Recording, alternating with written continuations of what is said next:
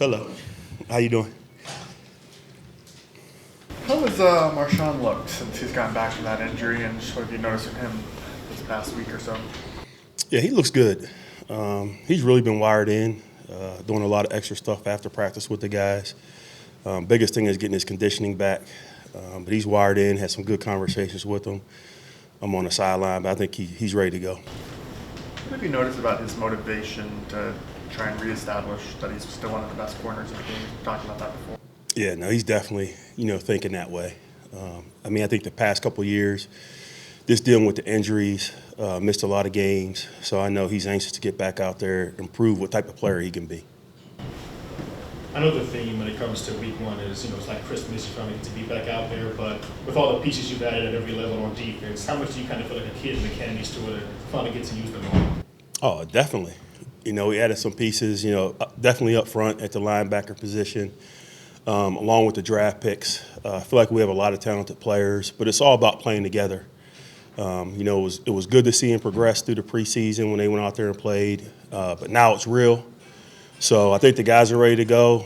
I think we've had some really good practices. It's been intense. It's been physical. So just got to see what we do on game day.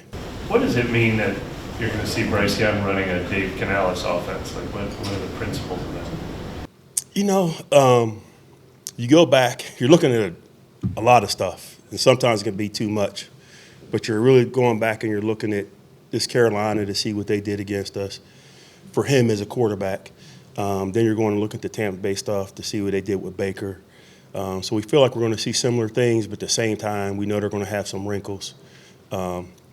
I don't know if you're going to sit back in the pocket. They're going to try to get him on the perimeter, things of that nature. So we're going to have to make some adjustments during the game.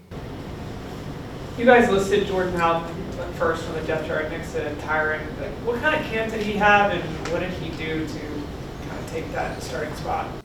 Yeah, he had a good camp. And to be honest with you, with the safeties, it feels like, we have 3 or 4 guys that we can rotate. We ask our guys to play strong and free. In our substitution packages, we play dime. And he's played all those positions as well as nickel. But I think he's definitely more confident.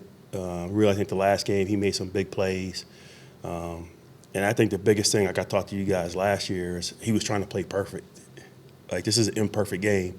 You just have to go execute your job. And I think he's grown through that. So I'm excited to see what he's going to do on Sunday.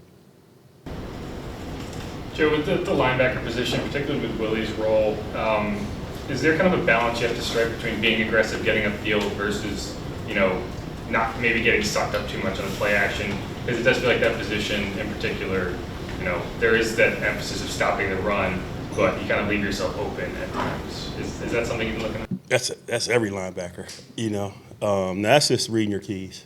Just in terms of putting your eyes in the right place. Just in terms of you getting run past based off of what the O-line is doing or the action. But that's something we work on. I think Coach Hodges does a great job with the linebackers. I've seen Willie progress from when he first got here. He's also versatile as a player. There's some things we're going to be able to do with him in our sub packages. But to answer your question, yeah, it's just about reading your keys. Anything else? Come on, man. No. All right. I'll see you guys out there.